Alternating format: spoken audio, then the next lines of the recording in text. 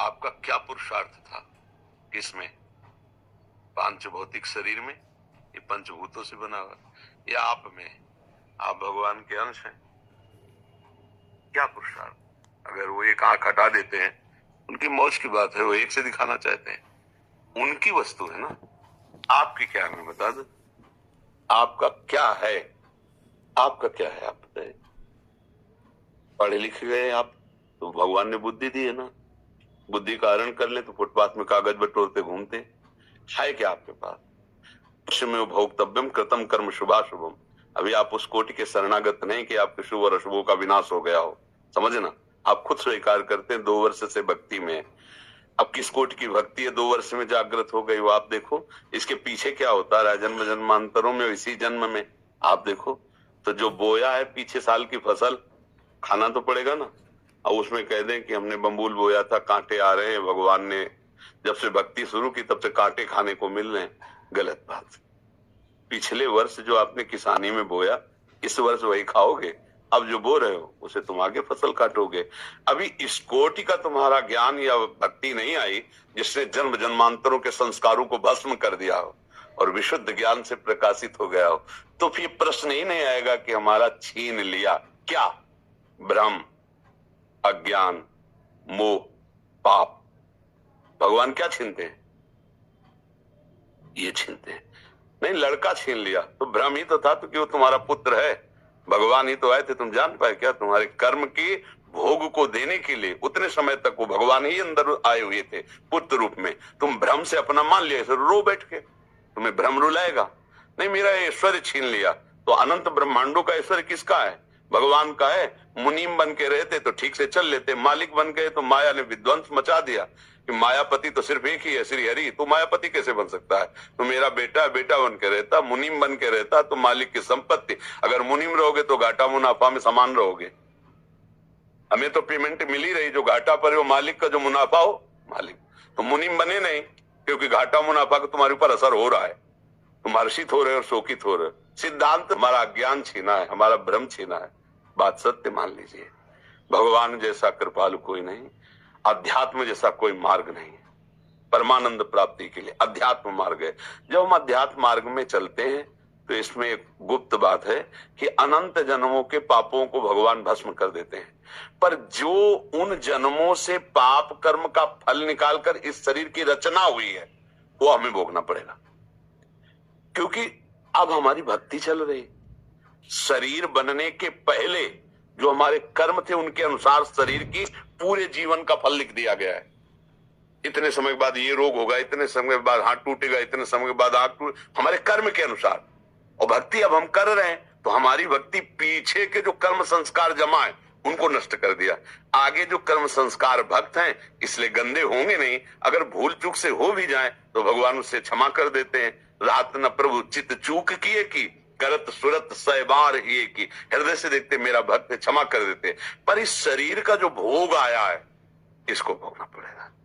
बड़े बड़े संतों में देखो, रामकृष्ण परमहंस जी के गले में कैंसर था, हर तरह के भोग। श्रीवास जी के आंगन में खड़े होकर महाप्रभु चैतन्य देव अपने परिकर के साथ कीर्तन कर रहे हैं और उनका पुत्र पधार गया। दासी ने कान में आके श्रीवास जी से कहा, पुत्र पधार गया। बीमार था, पधार गया। उनका दोबारा आवाज नहीं। महाप्रभु के कीर्तन में फर्क नहीं पड़ना चाहिए। और मनीरा जो के और जोर से कीर्तन करने लगे, नाचने लगे।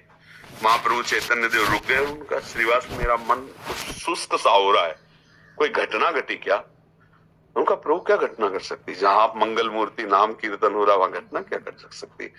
तब किसी भक्त ने बताया कि श्रीवास का बेटा पधार गया। तो उनका बताया कि उन्हें, बोले प्रभु बताने क्या बात है? आपका था, आपने उसे अपनी सेवा में भेज दिया।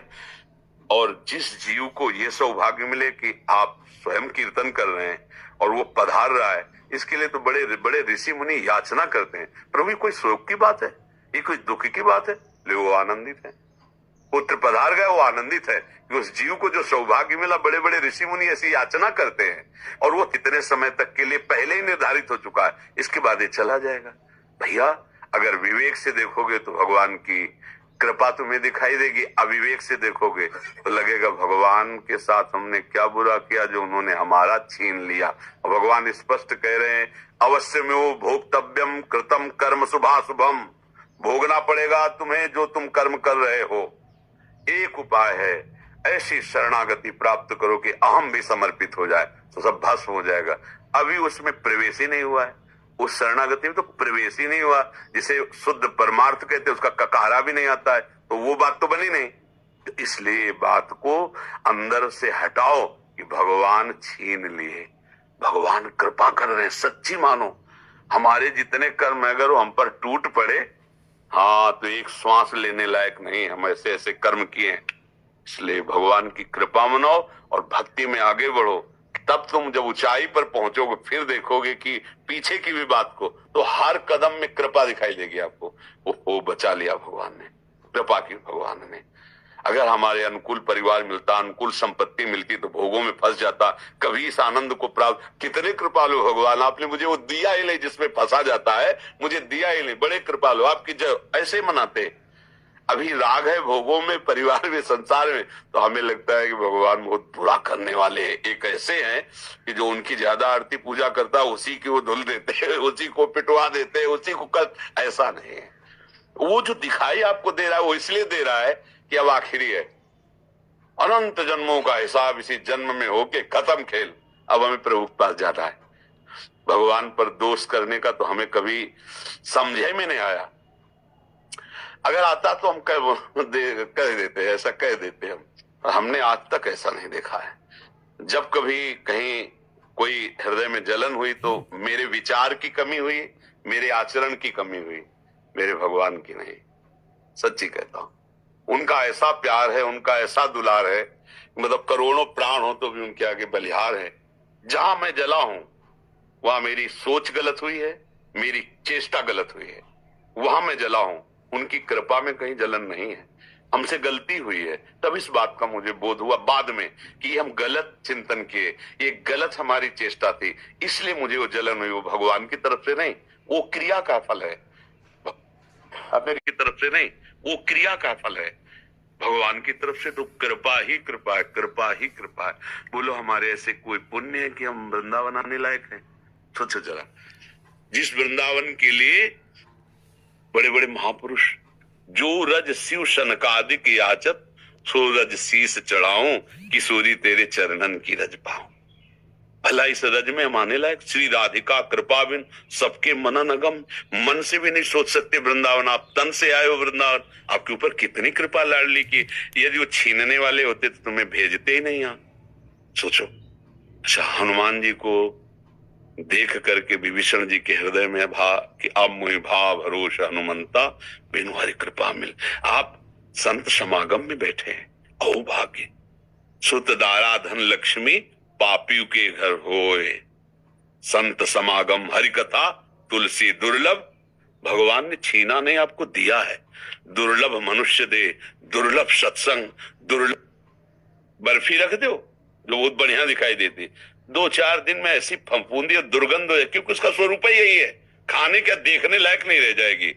देखो, एक समय चिकने चुपड़े बच्चे थे, जवान हुए, झुर्रियां पड़ रही, मरने की दशा आ रही। ये भगवान थोड़ी कर रहे हैं, ये इसका स्वभाव है भैया। फूल है, फल लगा, पका, गिरा, खाया गया, मल बन गया, नहीं खाया गया, सड़ गया। ये यहाँ ये सिस्टम है, परिवर्तनशील, विनाशमय, ये सिस्टम है। इसको दोष नहीं दिया, ये सिस्टम है। हर लोग का अलग अलग सिस्टम है, ये यहाँ का सिस्टम है। वही तुम्हारे साथ जब हो रहा, तुम्हें लग रहा भगवान छीन रहे हैं, तो यहाँ कुछ अविनाशी हो तो मुझे बताओ। कुछ अविनाशी, प्रभु ने अविनाशी चीज तुम्हारी छीन ली हो तो हमें बताओ। जब भगवान लिख दिए हैं, मान लो आप जाओ किसी पुस्तकालय में और कह दो जरा एक इंजेक्शन, 2 टेबलेट और हो जरा, तो कहेगा भैया लिखा क्या, देख लो इसमें। बोले पुस्तकालय, तो बोले आप मांग क्या रहे हो? औषधालय जाइए आप, इसमें भगवान ने लेबिल में लिख दिया है, दुखालयम अशाश्वतम, दुखालय और नाशवान। अब भगवान ने क्या छीना है? भैया इसमें लेबिल लगी हुई, पहले पढ़ो। जहां तुम आए हो इसका नाम मृत्यु लोक है, इसमें दुख ही दुख है, इसमें सब कुछ छूटने वाला है। अब तुम पकड़ के बैठो कि हमारा ना छूटे, तो आज तक कोई ऐसा नहीं रहा कि जिसका पकड़ा हुआ कुछ बचा हो। सब छूट गया है, शरीर भी छूट गया है। क्या मिला? नाम, परम धन राधा नाम।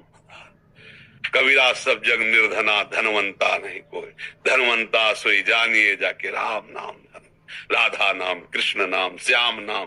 तो भैया आपको प्रभु ने दिया है, वो दाता है, वो लेने वाले थोड़ी है।